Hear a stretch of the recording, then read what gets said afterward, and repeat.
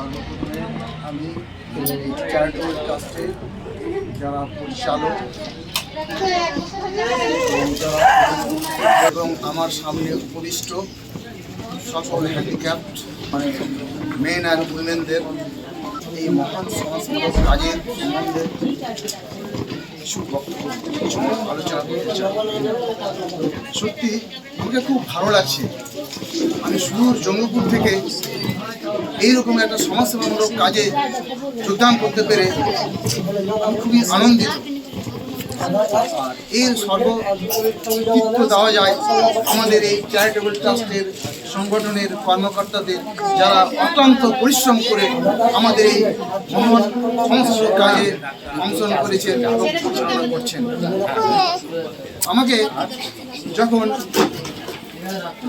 যখন মোল্লা সাহেব ফোন করলেন যে এরকম একটা হ্যান্ডিক্যাপ, যারা অসহায়, লাঞ্ছিত, বঞ্চিত সমাজের, যারা সরকারি পরিষেবা থেকে বঞ্চিত হচ্ছেন,